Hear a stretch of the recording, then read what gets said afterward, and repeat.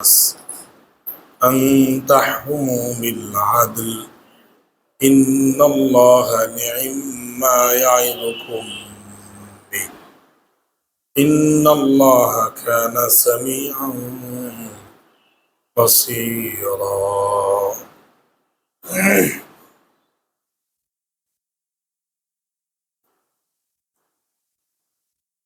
সূরা আলে ইমরান 58 নম্বর আয়াত। আল্লাহ রাব্বুল আলামিন বলেন, নিশ্চয়ই আল্লাহ রাব্বুল আলামিন তোমাদেরকে হুকুম করেন আন তুআদ্দুল আমানাতি ইলা আহলিহা, তোমরা যেন আমানত সমূহকে ইলা আহলিহা, তার আহালের নিকট আমানত পৌঁছিয়ে দাও।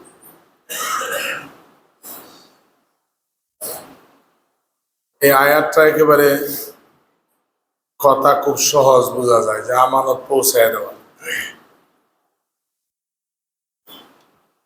কিন্তু এই আয়াতের ব্যাপকতা অনেক বেশি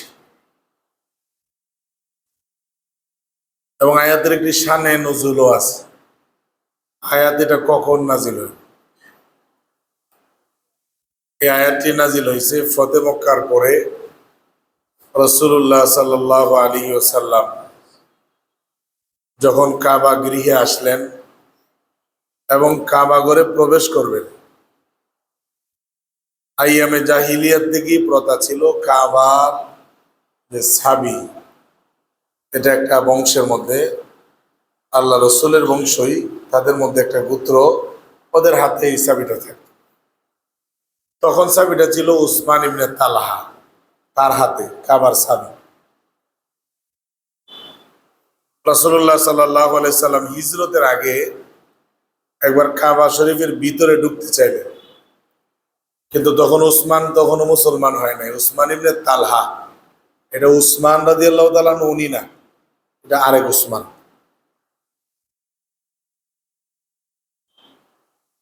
তো উসমান ইবনে তালহা তখন আল্লাহ রসুলকে কাবা গৃহে প্রবেশ করতে দেয় না।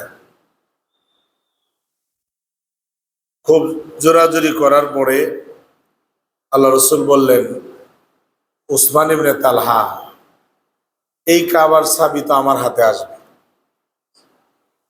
এই কাবা ঘরের চাবি আমার হাতে আসবে এবং আমি যাকে ইচ্ছা তাকে কাবার চাবি এটা সুপর্দ করব।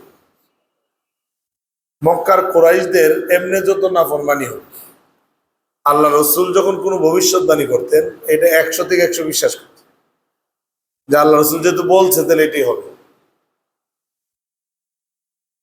যেমন উমাইয়া ইবনে খালফ, তার ঘটনা আছে বুখারী শরীফে, লম্বা ঘটনা। সাদ ইবনে মুআজ একজন সাহাবী, উমাইয়া ইবনে খালফের সঙ্গে খুব বন্ধুত্ব ছিল।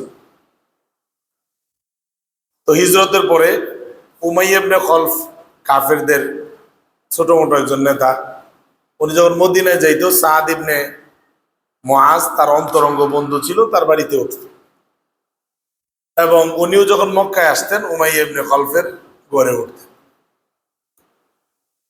হিজরতের পরে একদিন সাদ ইবনে মুআজ মক্কায় আসছেন উমরা করার জন্য এবং উমাইয়া ইবনে খালফের বাড়িতে ঢুকলেন। ঢুকে বললেন যে,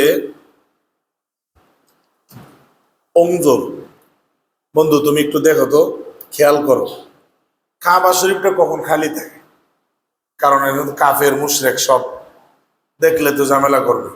তুমি একটু ফাঁকা সময় বের করো, কোন সময়টা ফাঁকা থাকে আমি একটু উমরা করে চলে যাবো। উমাইয়া ইবনে খালফ বললো, ঠিক আছে, তুমি এখন ঠিক দুপুরে, প্রখর রৌদ্র, তখন আর কেউ থাকবে না, তখন তুমি। তো দুজন বন্ধু বের হলো কাবা গৃহের দিকে। কাবা গৃহের দিকে বের হওয়ার পরেই যেটা মানে যেখানে বাঘের বই সেখানে রাত হয়, গিয়া সরাসরি দেখা হয়ে গেছে আবু জাহেলের সাথে। আবু জাহেলের সঙ্গে দেখা। আবু জাহেল বলতেছে, উমাইয়া ইবনে খালফ তোমার সাথে, মান মাআকা, তোমার সাথে কে এটা? সে বলছে সাদ ইবনে মুআজ। ওইটা সাদ ইবনে মুআজ, এত মদিনায় থাকে। এরা তো ওই যে নাউজুবিল্লাহ ধর্মদ্রোহী, সোবাত শব্দ আসছে বুখারী শরীফে, যে ধর্মদ্রোহী বাপদাদার ধর্ম ছাড়িয়া চলে গেছে, অর্থাৎ মুহাম্মদ সাল্লাল্লাহু আলাইহি সাল্লাম একে এরা আশ্রয় দিছে মদিনায়। এরপর আবু জাহেল বলে, উমাইয়া ইবনে খালফ, আজকে তুমি উমাইয়া ইবনে খালফের সঙ্গে আসো, এই জন্য আজকে তুমি নিরাপদে আসো। তুমি যদি উমাইয়া ইবনে খালফ যদি তোমার সাথে না থাকতো সাদ, তাহলে তুমি নিরাপদে মদিনায় ফিরতে পারতা। এই কথা শুনিয়া এত ইমানদার, ইমান তাজা, সে বজ্র কণ্ঠে আওয়াজ তুলছে, মানে খুব চিৎকার দিয়ে বলছে, এই আবু জাহেল, কাকে ভয় দেখাও? আজকে যদি তুমি আমাকে এখানে বাধা প্রদান করো, আল্লাহর কসম করে বলছি, তোমরা যে মদিনা হয়ে ব্যবসায় করতে যাও সিরিয়ায়, তোমাদের ব্যবসার রাস্তা পরিপূর্ণ আমরা বন্ধ করে দিব। এখন উমাইয়া ইবনে খালফ বলে, এই আমাদের পুরা এই এলাকার হইল নেতা, এর সামনে একটু আস্তে কথা বলো, এত উঁচু করার দরকার নাই। সাদ ইবনে মুআজ বলল, উমাইয়া তুমিও শুনে রাখো, আল্লাহ রাসূল বলছেন মুসলমানরা তোমাকে হত্যা করবে, অথচ তার বন্ধু। এই ঘটনা শোনার পরে উমাইয়া ইবনে খালফ সে তো ভয় পেয়ে গেছে। আল্লাহ রাসূল বলছে আমাকে হত্যা করবে, বলছে এই মক্কায় করবে না বাইরে করবে? বলছে না, এমন কিছু বলে নাই, কিন্তু আল্লাহ রাসূল ভবিষ্যৎবাণী করছে তোমার মুসলমানরা হত্যা করবে।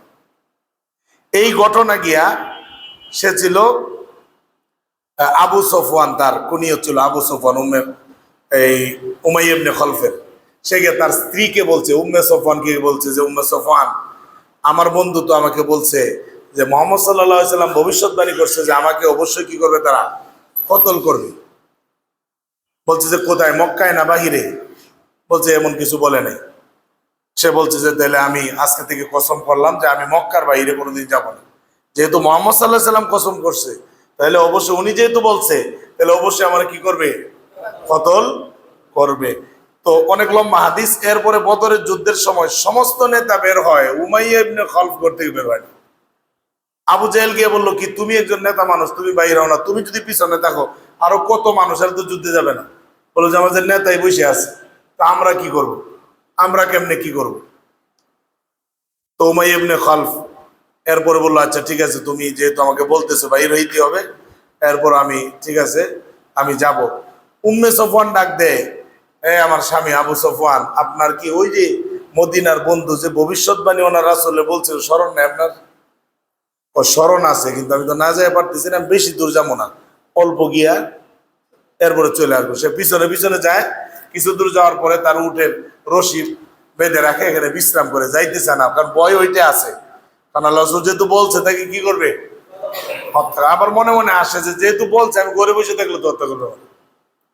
এই সফরের মধ্যে যাওয়ার পরে উমাইয়া ইবনে খালফ এর স্বাস্থ্য ছিল বিশাল, অনেক মোটা ছিল সে। এরপরে আসলেই আল্লাহ রাব্বুল আলামিন ওই যে রাসূল যেটা ভবিষ্যৎবাণী করছিলেন, বদরের প্রান্তরে উমাইয়া ইবনে খালফকে জাহান্নামে পাঠানো হয়, তাকে নিহত করা হয়। আমি বলতেছিলাম, আল্লাহ রাসূল যখন কোনো ভবিষ্যৎবাণী করে, এটা কাফেরদের দিলের মধ্যেও 100 থেকে 100 কি বিশ্বাস হয়। কিন্তু আমাদের হালত কি, সরাসরি কোরআনের আয়াত দিয়েও যদি বলা হয় যে কোরআনে আল্লাহ তাআলা বলছে, এরপরে দিলের মধ্যে আসর করে না। তা আমাদের অন্তর আর কাফেরদের অন্তর দেখেন কত বেশ কম। কাফেরদের অন্তর কেমন, রাসূল বলছে এটা হবে হবেই, আর আমাদের বিশ্বাস কেমন, রাসূল বলছে, কখন বলছে, কি বললো না বললো, মানে এতটা ভ্রুক্ষেপ নাই আমাদের। তাহলে আমাদের হালত, আর কাফেররা তো ঈমান আনে নাই, কিন্তু এরা যখন ঈমান আনছে তখন এদের ঈমানের হালত কি হয়েছে। আর আমরা একেবারে পাক্কা নামাজি, হাজি গাজী, মানে যত উন্নত মানের হই, আমাদের অবস্থাটা কি, এদের অবস্থা আমাদের অবস্থা অনেক বেশ কম। যাই হোক, এই আয়াতের শানুন নজুল হলো উসমান ইবনে তালহা, তাকে আল্লাহ রাসূল বললেন, উসমান ইবনে তালহা, হিজরতের আগের ঘটনা, তখনও মদিনায় হিজরত করেন নাই, তুমি আজকে কাবা গৃহে আমাকে প্রবেশ করতে দেও নাই, কিন্তু এই তুমি জেনে রাখো, এই কাবার চাবি একদিন আমার হাতে আসবে, এই কাবা ঘরের চাবি আমার হাতে। কোন সময় বলছেন, যখন উনি পলায়ন করে করে কাবা গৃহে আসেন, ওনাকে নির্যাতন করে, এরপরে ওনাকে ঘোষণা দেওয়া হয়েছে হত্যা করলে এত পুরস্কার দেওয়া হবে, ওনাকে মারার প্ল্যান পরিপূর্ণ হয়ে গেছে, ওই সময়ের ঘটনা। ওই সময় উসমান ইবনে তালহাকে আল্লাহ রাসূল বলতেছেন যে এই চাবি কার হাতে আসবে, আমার হাতে আসবে, কারণ ওহীর মাধ্যমে জানাই দিয়েছেন কে, আল্লাহ জানাই দিয়েছেন। উসমান ইবনে তালহা এটা শোনার পরে তার ভিতরে ইয়াকিন হয়ে গেছে, উনি যেহেতু বলছে তাহলে এই চাবিটা ওনার হাতে যাবে, এবং মনে মনে পরিকল্পনা করলেন যে আমি মুসলমান হয়ে যাবো, কারণ উনি যেহেতু বলছে তাহলে এটা মালিক হবে, আর কাবা ঘরের মালিক হয়ে গেলে তো ওনারই অনুগত হইতে হবে। যখন একটা মানুষের ইয়াকিন হয় যে না এই ঘরটার মালিক উনি হবে, তখন মানুষ তাকে, যেমন দেখেন ক্ষমতায় যাওয়ার আগে মানুষের যদি ইয়াকিন হয়ে যায় যে ওই দলটাই কি ক্ষমতায় যাবে, তখন টুপিওয়ালা আর পাগড়িওয়ালা নাই, সবাই দল পরিবর্তন করে এক সাইড হয়ে যায়, কারণ আগে দিয়ে ইয়াকিন হয়ে গেছে যে ক্ষমতায় আসবে কে, স্বাভাবিক মানুষের তবিয়ত। তো কাবা যার কাছে আছে এটা ধর্মের প্রাণ কেন্দ্র, এইটা যার কাছে আছে তার কাছে ক্ষমতা থাকবে, ধর্মীয় ক্ষমতা, রাষ্ট্রীয় ক্ষমতাও তার কাছে যাবে। এই জন্য তার ভিতরে ওইটা একই হয়ে গেছে, সে মুসলমান হইতে চাইছে কিন্তু তার জ্ঞাতি গোষ্ঠীর কারণে, ফ্যামিলির কারণে আর হইতে পারেনি। রাসূলুল্লাহ সাল্লাল্লাহু আলাইহি সাল্লাম চলে গেছে। পরে যখন লম্বা হাদিস, এত লম্বা হাদিস বলার সময় নেই, অনেক সময় লাগবে। রাসূলুল্লাহ সাল্লাল্লাহু আলাইহি সাল্লাম যখন ফতে মক্কার পরে কাবা গৃহে ঢুকেন, কাবা গৃহে ঢোকার পরে ঢোকার আগে খবর দেন আলী রাদিয়াল্লাহু তাআলা অন্যান্য যারা আছে, বলে যে চাবি নিয়ে আসো। তখন তো ফাতা হয়ে গেছে, বিজয় হয়ে গেছে মক্কা। ওসমান ইবনে তালহা তার হাত থেকে চাবি নিয়ে আসছেন, কেউ বলছেন আলী রাদিয়াল্লাহু তাআলা জোর করে নিয়ে আসছে, নিয়ে আইসা আল্লাহ রসুলের কাছে চাবি দিয়েছেন। চাবি নিয়ে আল্লাহ রসুল ভিতরে গেছেন। এখানে অনেক বর্ণনা, কোন কোন মূর্তিগুলা ভাঙছেন, কি করছেন। এরপরে ওই কাবা গৃহে, কাবা ঘরের ভিতরে এই আয়াত অবতীর্ণ হয়, সুবহানাল্লাহ। এই আয়াতটা কাবা গৃহে থাকার অবস্থায় নাজিল হয়েছে। ইন্নাল্লাহা ইয়া'মুরুকুম আন তু'আদ্দুল আমানাতি ইলা আহলিহা। আল্লাহ রাসূল কাবা গৃহ থেকে বাইর হইতেছেন আর এই আয়াত পড়তেছেন, এবং এই বাইর হওয়ার সময় আল্লাহ রাসূল ডাকলেন উসমান ইবনে তালহাকে, যে তাকে ডাকো।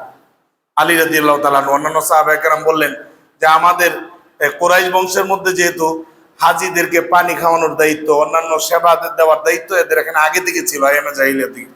এখনো হজ উমরা করতে গেলে দেখবেন জমজমের পানি নিয়ে দাঁড়ায় আছে, নাস্তা নিয়ে দাঁড়ায় আছে, যে কোনো খাওয়ানোর জন্য, এটা করার জন্য, ওইটা করার, এগুলো আগে থেকে এদের আওসাফ এবং সিফতে আছে।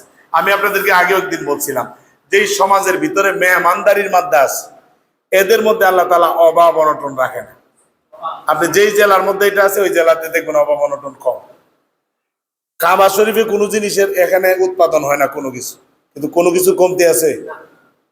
পুরা দুনিয়াতে যা পাওয়া যায় হালাল জিনিস, ওইটা কাবা ঘরের আশেপাশে পাওয়া যায় কিনা? যায়। কারণ এরা আগে থেকেই মেহমানদারি করে। কাবা গৃহে যারাই আসে এদেরকে পানি দিয়া যেমনি হোক। এখন রাষ্ট্রীয়ভাবে অর্থ উত্তোলনের যে প্রক্রিয়া, তো রাষ্ট্র ক্ষমতার কাছে, কিন্তু এমনি স্বাভাবিকভাবে যারা কাবার আশেপাশে আছে এরা অনেক মেহমানদারি করে। যাই হোক, তো যেহেতু আলী রাদিয়াল্লাহু তাআলা আনহু, আব্বাস রাদিয়াল্লাহু তাআলা আনহু, ওনাদের হাতে পানির দায়িত্ব, অন্যান্য দায়িত্ব আছে, এবং ওনাদেরকে সাকায়া বলা হইতো, তখন এরা পানি পান করাইতো এই গোষ্ঠীর লোকগুলা। তো ওনারা বললেন যে এইগুলা দায়িত্ব যেহেতু আমাদের কাছে আছে, সাবির দায়িত্বটা আমাদের কাছে দিয়ে দেন। আল্লাহ রসুল তখন বললেন যে এই আয়াত নাজিল হইছে, আল্লাহ তাআলা বলছেন যার আমানত তার কাছে কি করা, চাবি, মানে যার আমানত তার কাছে পৌঁছায় দেওয়া। উসমান ইবনে তালহাকে ডাক দিলেন, ডাক দিয়ে বললেন উসমান ইবনে তালহা, তোমার কি কথা স্মরণ আছে? এই যে আমি বলছিলাম তোমাকে যে এই চাবি একদিন কার কাছে আসবে? আমার কাছে আসবে। আল্লাহ তাআলা আমার হাতে এই চাবি পৌঁছাইছেন, আমি যাকে ইচ্ছা তাকে দিতে পারবো, কিন্তু এই চাবির হকদার তুমি। এই চাবিটা তোমার কাছে পৌঁছায় দিলাম। ওসমান ইবনে তালহার সাথে সাথে কালিমা পড়ে মুসলমান হয়ে গেছে, সাথে সাথে কালিমা পড়ে মুসলমান হয়ে গেছে, এবং বলছে যে ইয়া রাসূলুল্লাহ, আমি আগেই ঈমান আনতাম, কিন্তু আমি ভয়ে ঈমান আনতে পারিনি। আমার তখনই ইয়াকিন হয়ে গেছে, আপনি যেহেতু বলছেন আপনার হাতে চাবি যাবে, অবশ্যই যাবে। এই আয়াতটা হলো এই ঘটনা প্রেক্ষিতে নাজিল হয়েছে। মুফাসসিরিনে কেরাম এই জায়গার ভিতরে লম্বা আলোচনা করছেন। এটা আমানত বহু বচন, এখানে এক বচন না, আমানত বহু বচন, সমস্ত আমানতের কথা বলা হয়েছে। আমানত মানে শুধু মাল, ধন সম্পদ এরকম নয়, যত ধরনের আমানত আছে। আপনার স্ত্রী আপনার কাছে আমানত, আপনার সন্তান আপনার কাছে আমানত, সন্তানের কাছে পিতামাতা বৃদ্ধ বয়সে কি আমানত, যিনি সমাজ প্রধান তার কাছে সমাজ আমানত, যিনি রাষ্ট্রপ্রধান রাষ্ট্র তার কাছে আমানত। যিনি দলের প্রধান, ওই দলের লোকজন তার কাছে আমানত। একটা ফ্যাক্টরির মালিক আপনি, ওই ফ্যাক্টরির এই অনেকগুলা কর্মচারী আছে, যে প্রত্যেকের বেতন ভাতা নীতি নৈতিকতার ভিত্তিতে দেওয়া, এটা আপনার কাছে কি আমানত। এটা শুধু স্বাভাবিক বিষয় নয়। একটা মুসলমানের কাছে, তার কাছে নামাজ আমানত, যাকাত আমানত, রোজা আমানত, প্রত্যেকটা আমল তার কাছে কি আমানত। এই প্রত্যেকটা আমানত আদায় করার জন্য আল্লাহ রাব্বুল আলামিন এই আয়াত নাযিল করেছেন। মুফাসসিরিনে কেরাম লিখেছেন এই আয়াত এটা ব্যাপক, সমস্ত আমানত আদায় করা। মসজিদের মুসল্লি ইমামের কাছে সঠিক কথা বলতে হবে, এটা হলো আমানতদারি। এবং মুসল্লিদের কাছে ইমাম, মুয়াজ্জিন, খাদেম আমানত। আমানতের খেয়ানত হইলে আল্লাহর কাছে জবাবদিহি করতে হবে। তাফসীর ইবনে কাসিরের মধ্যে একটি বর্ণনা ওই জায়গায় আসছে, কিয়ামতের ময়দানে এক লোকের কাছে দুনিয়াতে কিছু আমানত ছিল, সে আদায় করতে পারে নাই, মারা গেছে। এরপরে আল্লাহ রাব্বুল আলামিন ডাকবেন, এই এদিকে আসো, তোমার কাছে যে অমুক ব্যক্তি আমানত রাখছিল, বা বুঝার জন্য বলি যে রাষ্ট্রটা যে তোমার কাছে আমানত ছিল, তুমি তো যথাযথ আদায় করো নাই। আল্লাহ রাব্বুল আলামিন তার কাছে যেটা আমানত ছিল এরকম জিনিস সাদৃশ্য একটা জিনিস জাহান্নামের একেবারে তলদেশে ওইটাকে তার দৃষ্টিতে ভাসায় দিবেন, যে ওই জিনিসটা ওই জায়গায় আছে। তো তাকে বলবে যে তুমি যে আমানত আদায় করো নাই, ওই আমানত এটা খুঁজে নিয়ে আসো। তোমার কাছে তো আমানত রাখা হয়েছে, তুমি আমানতটা আদায় করো নাই, রক্ষা করো নাই। বোনের সম্পদ ভাইয়ের কাছে কি আমানত। গরিমসি করলে, কৌশল অবলম্বন করলে, যে না কৌশল অবলম্বন করিয়া 2, 5, 3, 4 কথার পেছে পালায় বোনের যেমন নিজে যদি আত্মসাৎ করে, তাহলে এটা আমানতের খেয়ানত। রাসূলুল্লাহ বলছেন লা ঈমানা লিমান লা আমানাত আলা, যার কাছে আমানত নাই তার ঈমানও নেই। অর্থ হলো পরিপূর্ণ সে কি নয়, ঈমানদার নয়। এই জন্য যার কাছে যেটা আমানত আছে, যার কাছে যেটা আমানত আছে, আমানত আদায় করতে হবে। এরপরে তাফসীর ইবনে কাসিরের মধ্যে ওই বর্ণনাটা লেখেন যে ওই লোকটা জাহান্নামের নিচে দেখবে যে ওই যে আমানত যেটা আদায় করে নাই ওই জিনিসটা দেখা যায়, সে দৌড়িয়ে জাহান্নামের তলদেশে যাবে। একেবারে শরীরের অবস্থা তো যেমন হওয়ার হবে, কিন্তু নিচে গিয়া যখন আমানত এটা উদ্ধার করে উপরে উঠতে থাকবে, একটু উপরে উঠে আবার নিচে পড়ে যায়, আবার সে নিচে যায়, আবার উপরে উঠে, আবার আমানতের জিনিসটা নিচে পড়ে যায়, আবার উপরে উঠতে চায়, আবার নিচে পড়ে যায়। বর্ণনার মধ্যে লেখেন এই আমানতের খিয়ানতকারী এই যতদিন সে জাহান্নামে থাকবে, তার জন্য যতদিন জাহান্নামে বরাদ্দ, ওইভাবে শুধু জাহান্নামের নিচে যাবে আর উপরে উঠবে, নিচে যাবে আর উপরে উঠবে, আর জাহান্নামের শাস্তি সে ভোগ করবে। নাউজুবিল্লাহ। এই জন্য আমানত আদায় করার দরকার আছে না নেই? আমানত আদায় করতে হবে। আমানত যদি আমরা আদায় না করি, মাদ্রাসার শিক্ষকদের কাছে ছাত্ররা আমানত, আর স্কুলের শিক্ষকদের কাছে ছাত্ররা আমানত না। কি বলেন? এই যেখানে হাইস্টি আছে, এটা ব্যবস্থাপনায় যারা দায়িত্বে আছে, ছাত্র ছাত্রীগুলা তাদের কাছে কি আমানত। এখানে যদি কোনো কুকর্ম হয়, সমস্ত জিম্মাদারি এরা যারা এই হাইস্টি যারা উদ্বোধন করছে, যারা এটার জন্য বাজেট করছে, যারা এটা পরিচালনা করে, একেবারে উপর থেকে নিচে সবার জবাবদিহি করতে হবে, কারণ এটা আমানতের। আল্লাহ যদি জিজ্ঞাসা করে কিরে একটা ছেলে হোস্টেল আর একটা মেয়ে হোস্টেল, শুধু সিকিউরিটি বসায় দিলে হবে? এদের নিরাপত্তার দরকার আছে না? সবগুলার বয়স হলো 18, 19, 20। এই ছেলেগুলারে 2 বিল্ডিং আলাদা আলাদা রেখে দিলেন, এরপরে রাতে দিনে কি হয় না হয় এটা কারো কোনো খবর নেই। এই যে নীতি নৈতিকতার বিষয়, এরকম নিরাপত্তা ছাড়া এই যে যুবকগুলা একটা প্রতিষ্ঠানের কাছে আমানত হিসেবে দেওয়া হলো, এই আমানতের খিয়ানত শুধু এটার যিনি প্রধান উনি না, একেবারে মূল পর্যন্ত, একেবারে মূলে যিনি প্রধান আছেন উনি থেকে এই পর্যন্ত, শুধু এই হোস্টেল না, যত ধরনের সরকারি বেসরকারি যত হোস্টেল আছে এগুলাতে যত নীতি নৈতিকতা আছে আমানতের কি। এই যে কয়দিন ধরে বিভিন্ন ভার্সিটির মধ্যে মারামারি, খুনাখুনি, তাহলে কি বোঝা গেল? ওই শিক্ষা প্রতিষ্ঠানগুলি এই ছাত্রগুলাকে শিক্ষা, মানে যেটা মৌলিক শিক্ষা, এটা তাদেরকে শিক্ষা দেওয়া হয় নাই।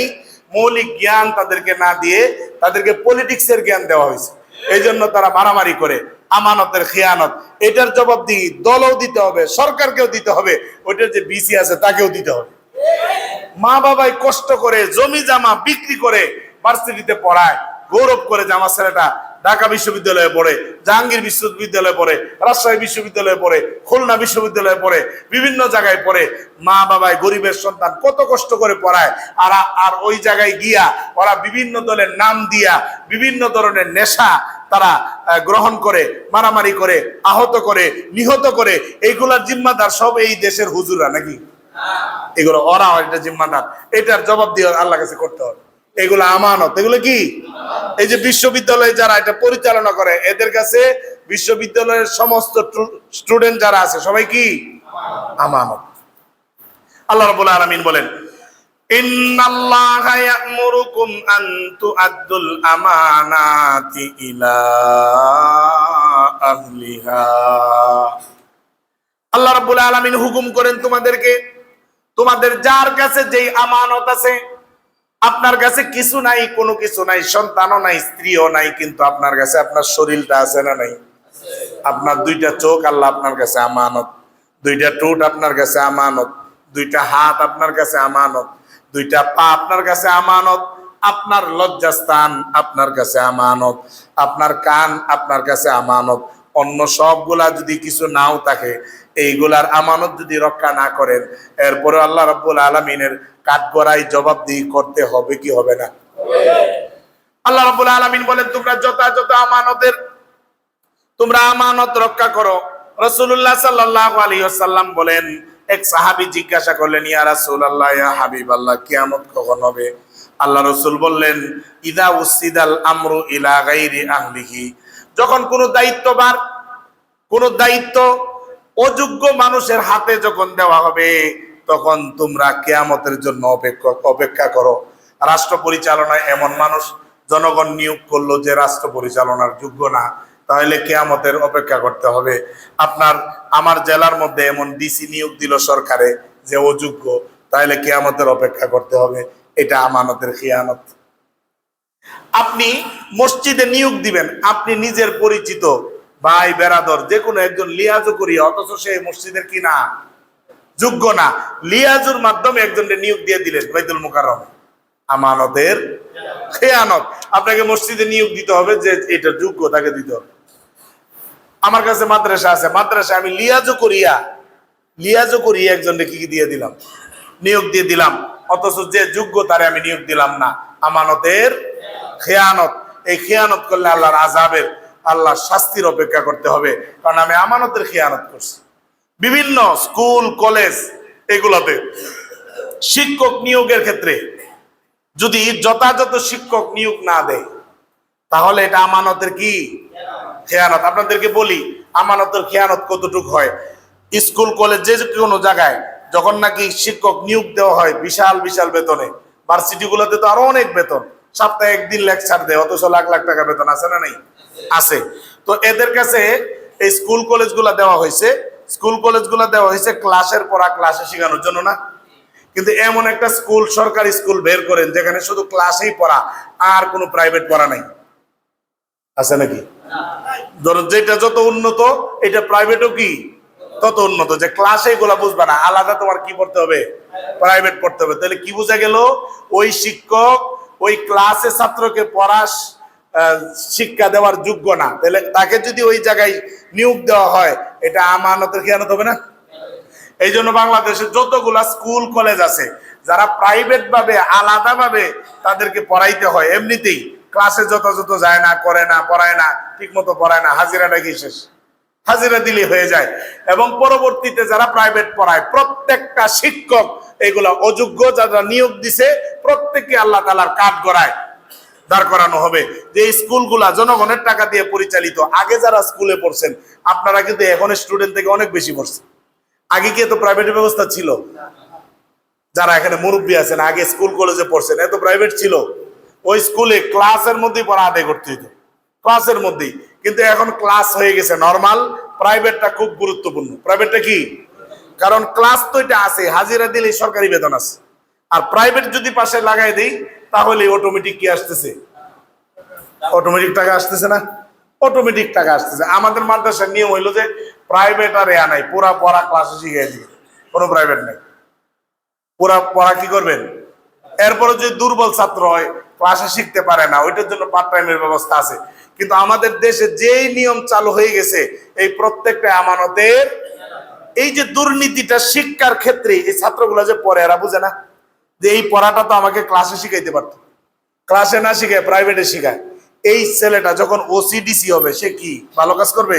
কারণ এই সিটিং তো সে আগে থেকে শিখছে তার শিক্ষক থেকে। কি শিখলো? যে ক্লাসের পড়া ক্লাসে শিখালে প্রাইভেটের টাকা পাওয়া যাবে না, এই জন্য ক্লাসের পড়া ক্লাসে শিখানো যাবে না, পার্ট টাইমে প্রাইভেট শিখাইতে হবে। আছে না নাই? সমস্ত চিকিৎসা সরকারি হাসপাতালে দেওয়া যাবে না, এখানে সবসময় লাইন লাগাইতে হবে। সরকারি ডাক্তার জোহরের পরে অন্য জায়গায় গিয়া বসিয়া টাকা উৎপাদন করবে, টাকা কামাবে, কিন্তু জোহরের পর থেকে আর কোনো চিকিৎসা নেওয়া যাবে না। চিকিৎসা নেওয়া যাবে না কারণ তার আলাদা কি আছে? চেম্বার আছে। এই প্রত্যেকটা টাকাই ডাক্তারের জন্য হারাম হবে। তাকে সরকারি বেতন দেওয়া হয়েছে, সে 24 ঘন্টা এখানে ডিউটি করবে। আলাদাভাবে যদি সে ডিউটি করতেই পারে তাহলে বোঝা গেল তার দায়িত্ব আরো বাড়ায় দেওয়া দরকার। সে তো 4 ঘন্টার ডিউটি না, সে 8টা থেকে 12টা না, বরং 8টা থেকে 12টা, এরপরে জোহর থেকে আসর, সে তো মাগরিব থেকে রাত 11টা পর্যন্ত ডিউটি করে চেম্বারে প্রাইভেট মেডিকেলের মধ্যে।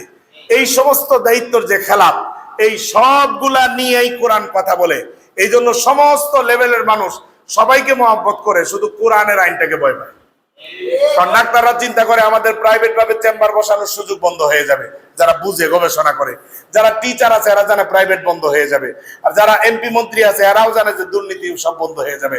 এই জন্য কোরআনের আয়াত উপরে লিখতে রাজি, কোরআন তেলাওয়াত দিয়ে সংসদ চালু করতে রাজি, কোরআনের তাফসীর করতে রাজি, সব ঠিক আছে, কোরআন দিয়ে রাষ্ট্র চালাইতে কিনা রাজি না। এইটা হলো মূল সমস্যা, অন্য কোনো সমস্যা নেই, অন্য কোনো কি নাই সমস্যা নাই। যাই হোক, এই একটা আয়াতের তাৎপর্য, এক আয়াত যদি আপনি এক সপ্তাহ আলোচনা করেন শেষ হবে না, এটা এমন তাৎপর্যপূর্ণ আয়াত। আল্লাহ রাব্বুল আলামিন বলেন, তোমরা তোমাদের আমানতকে আদায় করো। ওয়াইদা হাকামতুম বাইনান নাসি আন তাহকুমু বিল আদল, এবং যখন তোমরা বিচার কার্য করো তখন ইনসাফের সাথে করো। বিচার যদি এমন হয় যে না এটা তো আমার দলের লোক, মামলা খালাস, আর এটা বিরোধী দলের লোক, এই জন্য মামলা না থাকলেও আতাউর রহমান বিক্রমপুরীর মতো বাংলা মামলা সারায় আটকায় রাখে, 3-4 মাস হয়ে গেছে। এই লোকটারও জিজ্ঞেসে মামলা কি? মামলা নাই, এমনি রাষ্ট্রীয় বিশেষ এক আইনে তারা কি করা হয়েছে? কি এমন আইন যেটা বলা যায় না তারা আপনি গ্রেফতার করে রাখবেন? তাহলে নিজের দলের লোক হইলে ছাড়, আর অন্যের দলের লোক হইলে তার জন্য মামলা। এরকম প্রত্যেকটা লোক রাষ্ট্র চালানোর জন্য অযোগ্য। এটা হলো কোরআনের স্পষ্ট বার্তা। এইটাই কোরআন বলতেছে, যখন বিচার করো তখন নিজের দলের লোক, অন্যের দলের লোক, সবার জন্য বিচার হবে কি এক সমান। এইটা হলো কোরআনের আইন। এটা নিজের পার্টির হোক, অন্যের পার্টি হোক, নিজের দুশ্মনের হোক, এরপর বিধর্মী হোক, হিন্দু হোক, খ্রিস্টান হোক, যেই ধর্মেরই হোক, বিচার হবে কি ইনসাফের সাথে সমান হবে। বিচার যদি এমন হয় যে না আমরা মুসলমান বেশি, হিন্দুদেরকে তাদের গাড়ির উপরে চাপায় দিব বিচার, খ্রিস্টানদেরকে চাপায় দিব বিচার, তাহলে এটা আমানতের যতটুকু অপরাধ ততটুক শাস্তি, নিজের দল হোক, পরিবারের লোক হোক, পরিবারের বাহির হোক, যেই জায়গায় হোক। এই হুকুম কি আমি দিতেছি না উনি দিতেছেন? কে দেন? আল্লাহ নিজে। আপনি দেখেন, আয়াত বের করে দেখেন, ওয়াইদা হাকামতুম বাইনান নাসি আন তাহকুমু বিল আদল। পুরা রাষ্ট্র ব্যবস্থাকে স্থিতিশীল করার জন্য এই একটা আয়াতের অংশ যথেষ্ট। এই আয়াতের উপরে যদি আমাদের যে কোনো রাষ্ট্রের ক্ষমতাধর এরা এই আয়াতের একটা আমল করে, এই রাষ্ট্রের মধ্যে কোনো মামলা হামলা, এই যে আন্দোলন, এটা ওইটা কোনো কিছু থাকবে না। কারণ যে সরকারে থাকবে বিরোধী দলের উপরে নির্যাতন করবে না, কারণ আল্লাহ নিষেধ করছে যে তোমার দলের লোক যেমন তোমার কাছে, বিরোধী দলের লোকও কি তেমন। ইনসাফের সাথে বিচার করতে হবে, যদি সে মুমিন হয়, যদি ইমানদার হয়। আর আপনি টুপি লাগাইলেন, দাড়ি লাগাইলেন, সব করলেন, ভালো কাজ সব করেন, কিন্তু আল্লাহর এই বিধানটা মানলেন না যে তোমার দলের লোকের জন্য যে বিচার অন্য দলের লোকের জন্য সেই বিচার, এইটা শুধু মানে নাই, সে ইমানদার না বেঈমান? আমাদের দেশে তো সবার জন্য সমান বিচার, নাকি? সমান বিচার হইলে এই দল ক্ষমতায় গেলে ওই দলের লোক জেলখানায় থাকে বা বাইরে থাকে, বা ওই দল আসলে আবার এরা বুঝে ফেলায়, সাথে সাথে জায়গা ছেড়ে দেয়, এলাকা ছেড়ে দেয়। আছে না নাই? তাহলে বোঝা গেল পুরা সিস্টেমটাই এটা ভেজাল সিস্টেম, এটা আল্লাহর এই উসুলের উপরে নাই। যাই হোক, আমরা তো দোয়া করব, শুধু বাস্তবায়ন করার ক্ষমতা তো আমাদের হাতে নাই।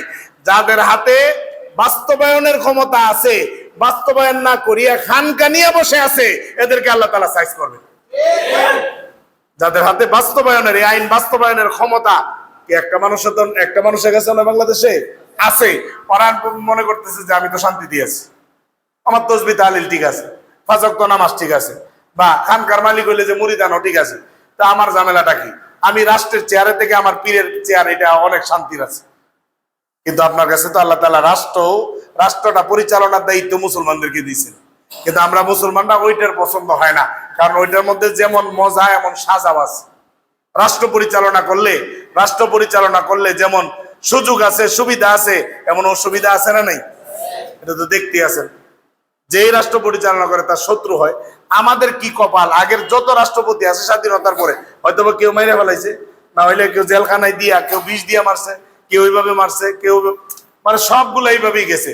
সুস্থ সবল হয়ে যাওয়ার একটা রাষ্ট্রপতির বা প্রধানমন্ত্রীর সুযোগ হয় নাই। এটা চিন্তার বিষয়, প্রত্যেকটা প্রধানমন্ত্রী মাথায় রাখার বিষয়। স্বাধীনতার পরে যতগুলা এখানে রাষ্ট্রপতি হয়েছে বা প্রধানমন্ত্রী হয়েছে, এদেরকে কেউ ফায়ার করছে, কেউ এইটা করছে, কেউ ওইটা করছে, বা যে কোনো ভাবে লাঞ্ছিত হয়ে লোকগুলা মারা গেছে। এটা যদি যারা রাষ্ট্র ক্ষমতায় আছে এদের মাথায় যদি না থাকে, তাহলে এদের সামনের দিনের পরিণতি দুনিয়ার কেউ এদেরকে বাঁচাইতে পারবে না। আল্লাহ রাব্বুল আলামিন বলেন, এই যে আমি বয়ানটা করলাম এটা স্বাভাবিক বয়ান না। ইন্নাল্লাহা নি'মা ইয়াইদুকুম বিহ, নিশ্চয়ই কত উত্তম উপদেশ বয়ান, আল্লাহ কত উত্তম উপদেশ দেন। এই যে উপদেশটা পুরা রাষ্ট্র অবকাঠামো ঠিক করে দিবে এই আয়াত।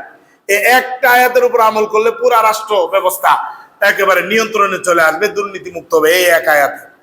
কিন্তু এই জন্য আল্লাহ রাব্বুল আলামিন বললেন, তোমরা কি দেখছো আল্লাহ কত সুন্দর, কত উত্তম নসিহত করেন, কত উত্তম নসিহত।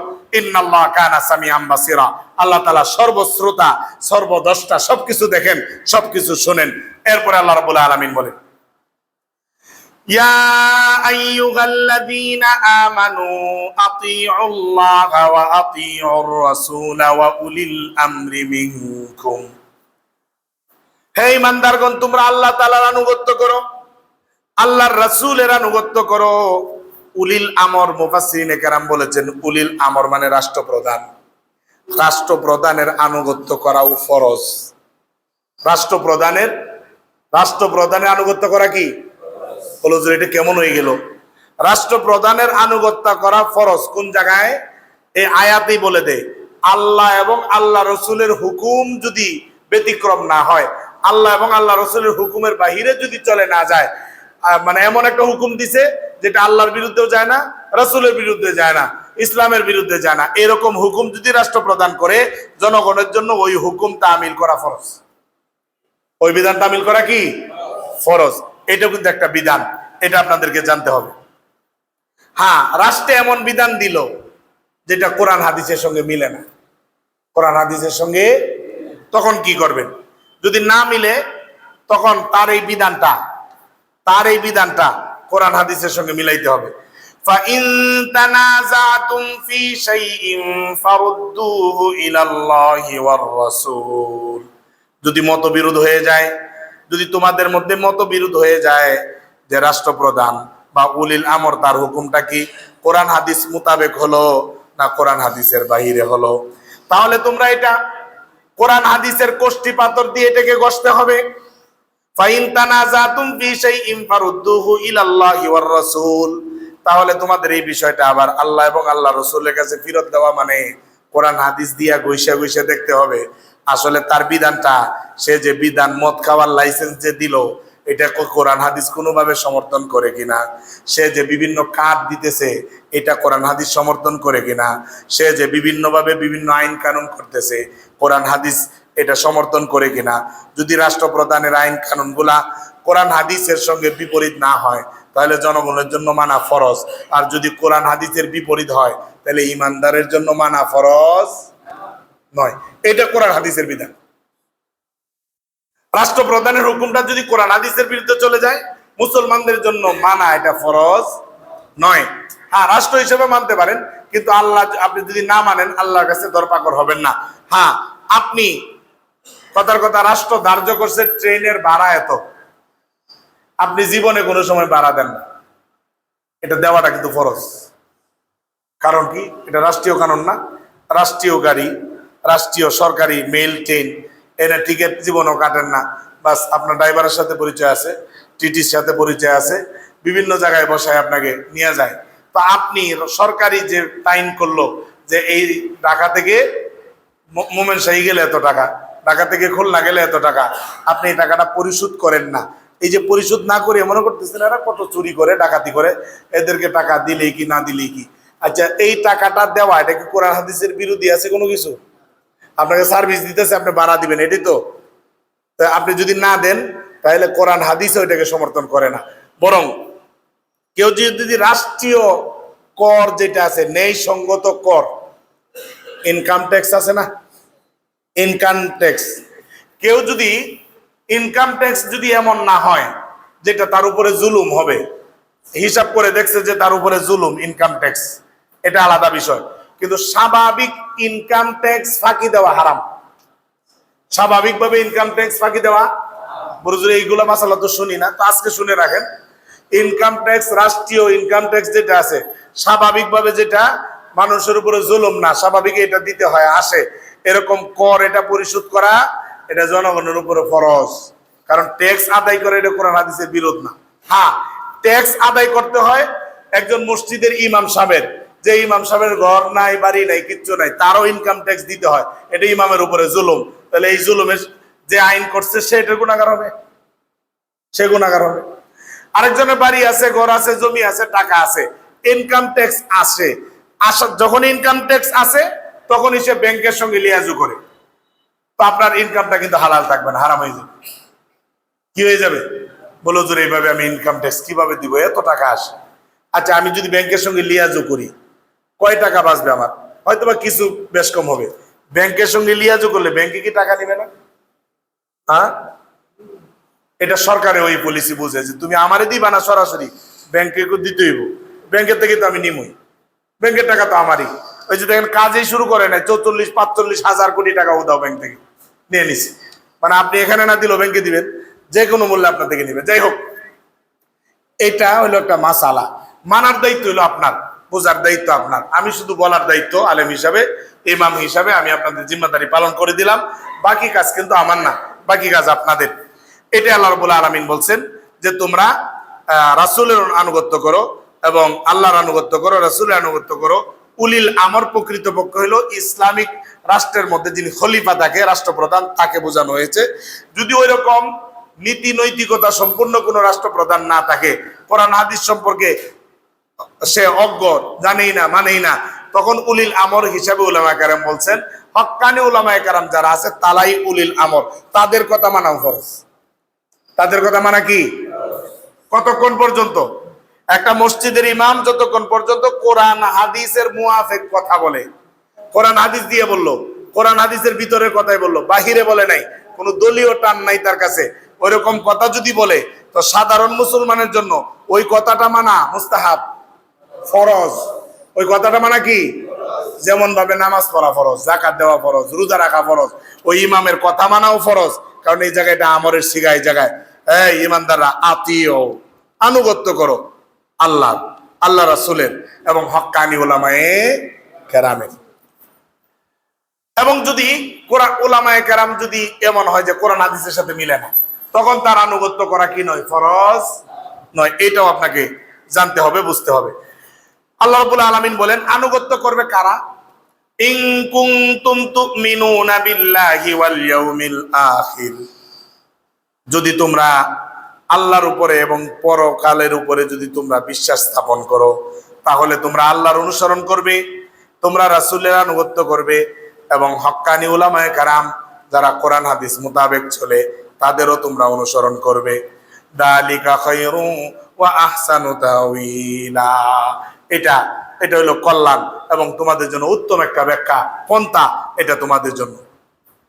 আল্লাহ রাব্বুল আলামিন এই যতটুকু আলোচনা হলো আমানতের খেয়ানত, এইটা অনেক বড় জিনিস, অল্প সময় বোঝানোর বিষয় না। যতটুকু আলোচনা করছি এইটার পূর্ণাঙ্গ বুঝ যেন আল্লাহ তাআলা আমার এই প্রিয় মুসল্লিয়ানে কেরাম এলাকার সকলকেই আল্লাহ তাআলা আমানতদারি যেন আদায় করতে পারি, ওই বুঝ ব্যবস্থা আমি সহ সকলকে আল্লাহ তাআলা দান করেন। সকলে বলেন আমিন। সুবহানাকাল্লাহুম্মা বিহামদিকা আশহাদু আল্লা ইলাহা ইল্লা আনতা আস্তাগফিরুকা ওয়া আতুবু ইলাইক।